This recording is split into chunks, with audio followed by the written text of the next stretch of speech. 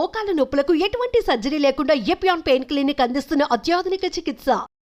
నమస్తే, welcome to Suman TV. ప్రస్తుత కాలంలో మనం చూసుకున్నట్లయితే వైటమిన్ డి కానివ్వండి, B12 డెఫిషియన్సీ కానీ ఎక్కువ మందిలో మనం చూస్తున్నాం. చాలా సాధారణంగా కనిపిస్తున్నటువంటి సమస్య. అయితే B12 డెఫిషియన్సీని చాలా ఈజీగా తీసుకుంటూ ఉంటారు. బట్ దీనివల్ల ఎటువంటి అనర్థాలు చోటు చేసుకుంటాయి, ఎలాంటి ఆరోగ్యపరమైనటువంటి సమస్యలు వస్తాయి. ఈ B12 వైటమిన్ అనేది డైట్ పరంగా చూసుకున్నట్లయితే ఎందులో మనకి ఎక్కువగా దొరుకుతుంది, సో ఎట్లా ఈ సమస్యను నివారించుకోవచ్చు, హోమియోపతిలో ఎలాంటి ట్రీట్మెంట్ ఉంది, ఈ విషయాన్ని తెలియజేసేందుకు మనతో పాటు ఉన్నారు డాక్టర్ చేతన్ గారు. Hello sir. Hello madam. Sir, so vitamin B12 deficiency ఉన్నా కూడా పెద్దగా ఎవరికి తెలియదు, అసలు వైటమిన్ B12 ఉంది అనే విషయం కూడా తెలియదు. ఇప్పుడు ఎక్కడైనా పెయిన్స్ వస్తున్నాయి అనుకోండి, ఓకే డి డెఫిషియన్సీ ఉందేమో అని అనుకుంటారు జనరల్లీ. అలానే వైటమిన్ B12 డెఫిషియన్సీ ఉందని ఎలా తెలుసుకోగలుగుతాం? అసలు ఈ డెఫిషియన్సీ రావడానికి రీజన్స్ ఏముంటాయి? రీజన్స్ ఏమున్నాయంటే చూడండి, ఇప్పుడు ఒక 30 ఏళ్ల నుంచి 30 years నుంచి B12 డెఫిషియన్సీలు పెరిగినాయి. ఇప్పుడు మనం చూసుకుంటే ఇప్పుడు ప్రతి ఇంట్లో ఈ రోగంతో పేషెంట్ ఉన్నాడంటే ఏ రోగంతో ఉంటాడు మీరు చెప్పండి? ఏ రోగంతో అంటే ఎక్కువగా డయాబెటీస్ ఉండేవాళ్ళు. డయాబెటీస్. ఇప్పుడు మీ మైండ్ లో డయాబెటీస్ వచ్చింది కదా, అయితే ప్రతి ఇంట్లో డయాబెటీస్ పేషెంట్స్ ఉన్నారు. కామన్ గా డయాబెటీస్ ఉంటుంది. ఎక్కువ డయాబెటీసే. Diabetic capital of the world అంటారు ఇండియాని.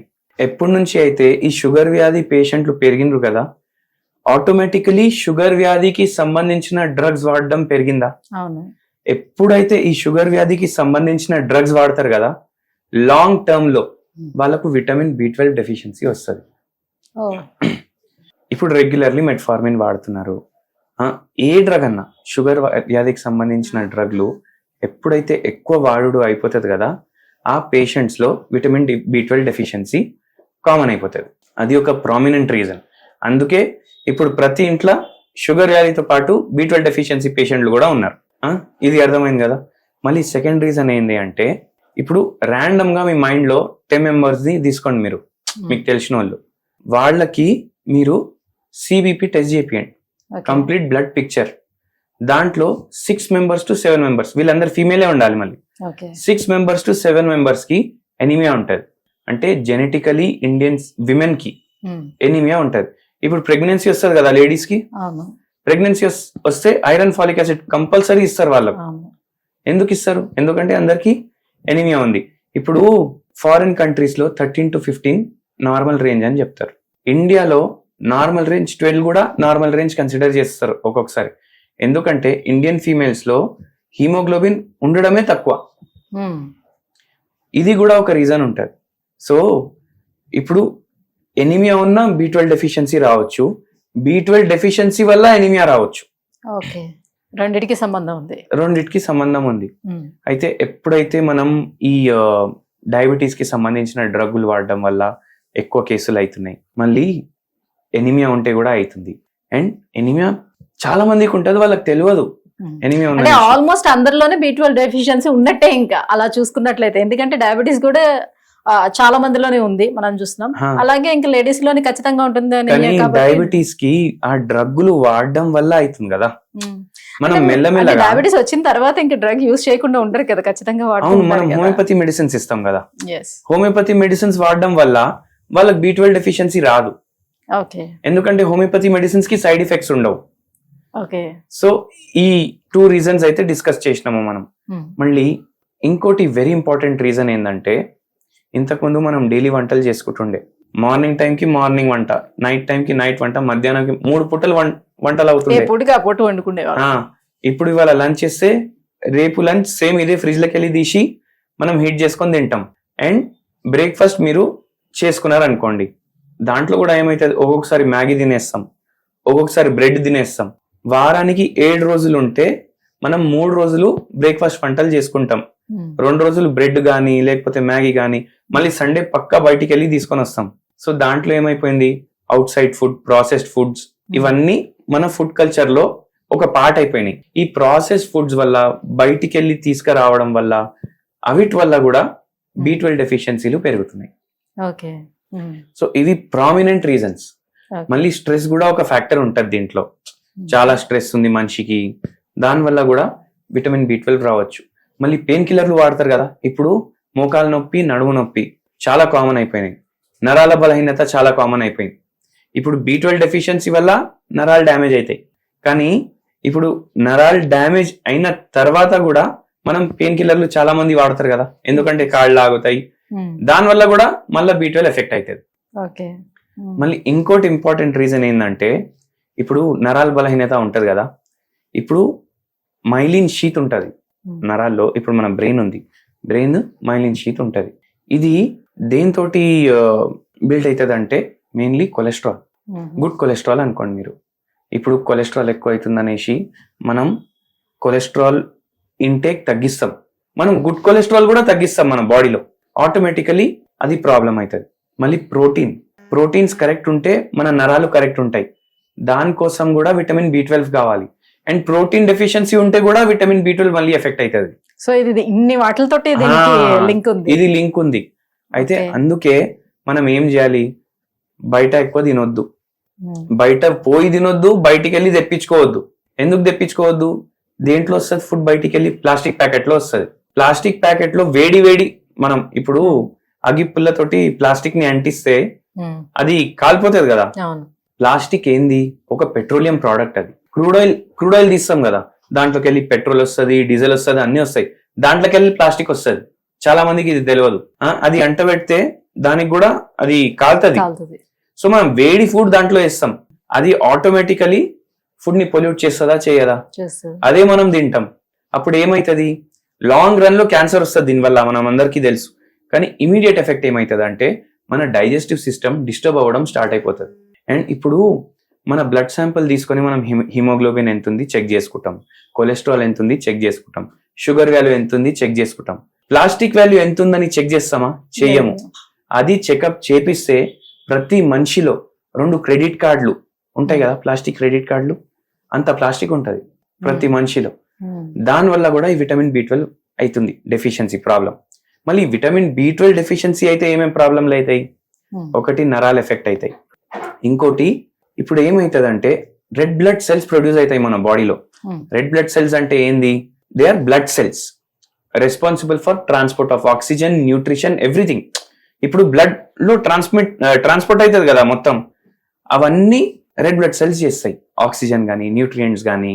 మళ్ళీ దాని తర్వాత కార్బన్ డైఆక్సైడ్ మళ్ళా హార్ట్ కి తీసుకొని రావడం, ఇంప్యూర్ బ్లడ్ మళ్ళీ హార్ట్ కి తీసుకొని రావాలి కదా, ఇవన్నీ ఫంక్షన్లు రెడ్ బ్లడ్ సెల్స్ చేస్తాయి. ఈ సెల్ ప్రొడ్యూస్ అవ్వడానికి విటమిన్ B12 కావాలి. రెడ్ బ్లడ్ సెల్స్ ఎక్కువగా ఉంటే ఏమైనా ఇష్యూ ఉంటుందా? రెడ్ బ్లడ్ సెల్స్ ఎక్కువ చాలా తక్కువ మందికి ఉంటాయి, దానికి సంబంధించిన ఇష్యూలు వేరే ఉంటాయి. మళ్ళీ ఇప్పుడు ఆక్సిజన్ చాలా ఎక్కువ, సెల్ సైజ్ తగ్గడం కూడా దీని వల్ల కారణం. అవును. ఇంకోటి పర్నీషియస్ అనీమియా అనేసి ఒక కండిషన్ ఉంటది, దాంట్లో డిఫార్మ్డ్ రెడ్ బ్లడ్ సెల్స్ ఉంటాయి, దాంట్లో కూడా విటమిన్ B12 డెఫిషియన్సీ ఉంటది.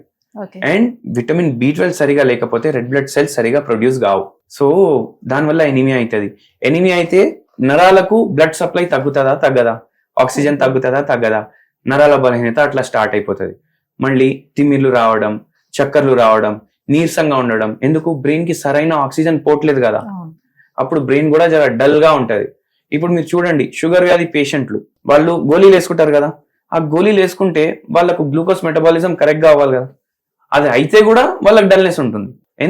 ఎందుకంటే B12 డెఫిషియన్సీ కూడా ఉంది వాళ్ళకు. అండ్ ఇట్లా కాంప్లికేషన్లు అవుతాయి. సో బాగా నీరసంగా కనిపించడం ఉంటుంది, నర్వ్స్ ఎఫెక్ట్ అవుతాయి, డైజెషన్ ఎఫెక్ట్ అవుతుంది, మలబద్ధకం అవుతుంది.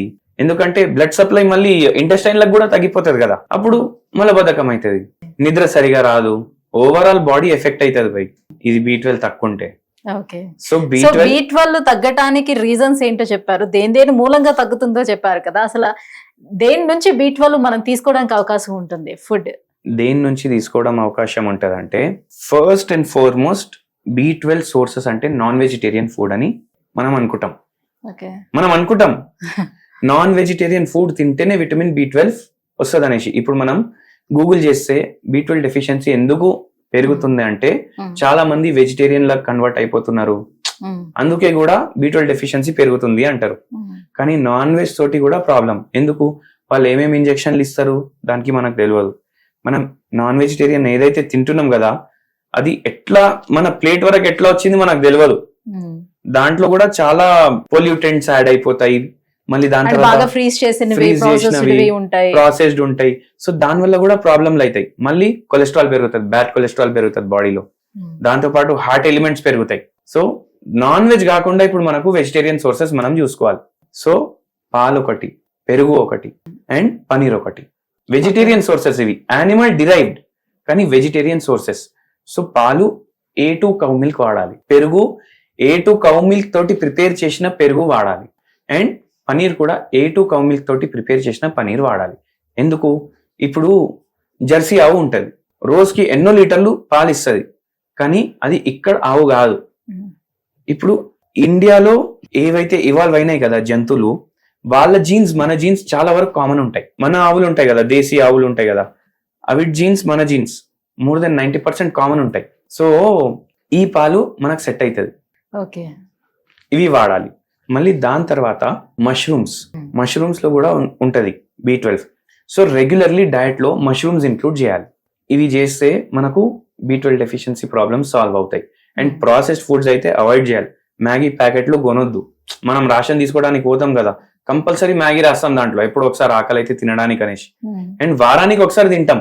మీరు చూడండి, మ్యాగీ ఎక్కువ ఇంతకు ముందు లేకుండే, కానీ ఎక్కడ వాళ్ళు అమ్ముతుండే మ్యాగీ అంటే ఇట్లా కొండలు ఉంటాయి కదా పైన, హై రేంజెస్, టూరిస్ట్ ప్లేసెస్, ఆడికి పోతే ఓన్లీ మ్యాగీనే దొరుకుతుండే మనకు.